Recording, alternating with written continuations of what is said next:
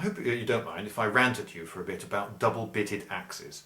Now, double-bitted axes, they're the ones that are sort of this shape, you know, with a big sharp blade on this side and another big sharp blade on this side with the haft in the middle.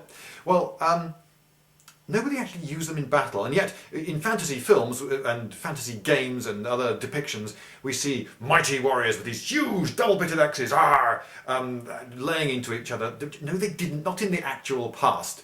Now yes, double-bitted axes did exist. There were, for instance, some for felling trees. Now doesn't matter if you have a very, very heavy head. In fact, in some ways that's an advantage. You want the gravity to do the work for you. It falls and hits the log, and if that side of the axe gets blunt, well, you can turn it round and use the other side. Fine. There were felling axes which were double-bitted. Yes, there were. And there were also ceremonial axes. Some of them are gargantuan and far too heavy to use in battle. Some of them are made of gold, and many of them are very, very thin sheet metal which would just crumple if you ever actually hit anything with them.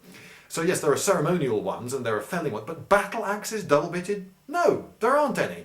And there are not quite, there are almost no depictions of any real ancient sources of people using them in battle. The only ones I know of are Hittite gods, and there's a special god rule apparently. They're allowed to do that, but humans, no. And why would you have a double-bitted axe in battle? Because what it does is make the head a heck of a lot heavier. And to what advantage? If you've got even quite a small axe head and you go into someone's head, they're dead. They're dead. You don't. What's the point of wild overkill?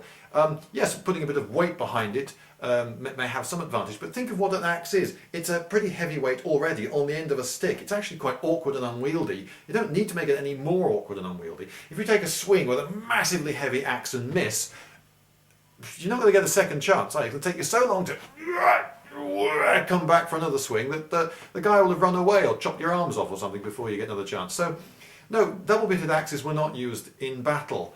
So why do people put them in fantasy settings? Because they look good? Yeah, they look really cool. No, they don't. Think about it for the moment. They just look stupid. And now, for the man for whom a double-bitted axe is insufficiently over the top, we bring you the Conan triple-bitted axe, for the man who knows no fear and has no sense of the ridiculous.